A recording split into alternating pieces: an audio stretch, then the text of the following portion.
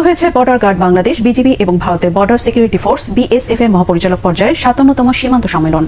সোমবার ভারতের নয়াদিল্লি বিএসএফ সদর দফতরে ৪ দিনব্যাপী এই বৈঠকটি শুরু হয়। বৃহস্পতিবার পর্যন্ত চলবে এই সম্মেলন। এতে বিজিবি মহাপরিচালক মেজর জেনারেল মোহাম্মদ আশরাফুজ্জামান সিদ্দিকীর নেতৃত্বে ১৫ সদস্যের বাংলাদেশ প্রতিনিধি দল অংশ নিয়েছে। অন্যদিকে রয়েছে বিএসএফ মহাপরিচালক প্রবীণ কুমারের নেতৃত্বে ভারতের ১২ সদস্যের প্রতিনিধি দল। প্রিয় দর্শক, ব্রেকিং নিউজ এইমাত্র পাওয়া গরম বাংলার সংবাদের স্বাগত। দর্শক, সীমান্তে আতঙ্ক, দিল্লিতে বৈঠক। ৪ দিনব্যাপী বিজিবি বিএসএফ এর ৫৭তম সম্মেলন কোনো সুফল দিতে পারেনি নয়াদিল্লি।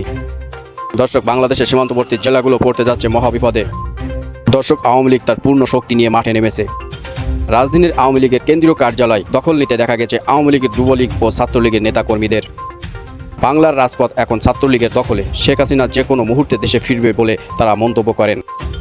দর্শক, আজকের প্রতিবেদনে আপনারা দেখতে পাবেন রাজপথে ছাত্রলীগের তাণ্ডব। তার আগে চ্যানেলটা সাবস্ক্রাইব করে আমাদের সঙ্গে থাকুন। প্রিয় দর্শক, সংবাদ শিরোনাম এবং থাম্বনেল দেখে বুঝতে পারছেন খুবই গুরুত্বপূর্ণ এবং তথ্য উপাত্ত নিয়ে আলোচনা করা হবে আজকের সংবাদে। তাই সম্পূর্ণ ভিডিও দেখতে স্কিপ না করে সরাসরি চলে যায় স্ক্রিনের পর্দায়। এই বৈঠকের অন্যতম আলোচ্য বিষয় সীমান্ত হত্যা বন্ধে কার্যকর পদক্ষেপ, জোরপূর্বক পুশিন রোধ এবং অবৈধ অনুপ্রবেশ প্রতিরোধ। এছাড়া বৈঠকে মাদক, অস্ত্র ও নিষিদ্ধ পণ্যের চোরাচালান বন্ধ, মানব পাচার প্রতিরোধ এবং আন্তর্জাতিক সীমান্তের ১৫০ গজের মধ্যে অনুমোদিত যে কোনো ধরনের অবকাঠামোর নির্মাণ বন্ধ করার বিষয় নিয়েও আলোচনা হবে। এদিকে দেশের সীমান্তের বিভিন্ন পয়েন্টে পুশিনের চেষ্টা করছে বিএসএফ। পুশিন বন্ধে কড়া অবস্থানে রয়েছে বিজিবি। স্থানীয় বাসিন্দারাও তাদের এ কাজে সহায়তা করছে। বাংলাদেশ ছাত্রলীগের আয়োজনে রাজধানীর বঙ্গবন্ধু এভিনিউ থেকে একটি বিক্ষোভ মিছিল বের হয়েছে।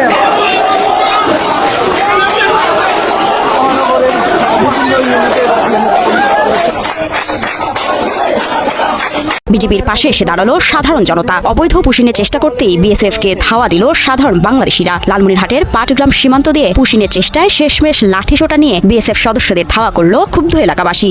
দর্শক, চাঞ্চল্যকর সব সংবাদ দেখতে আমাদের খুলনা চ্যানেলটা সাবস্ক্রাইব করে বেল বাটনটি অন করে পাশে থাকুন।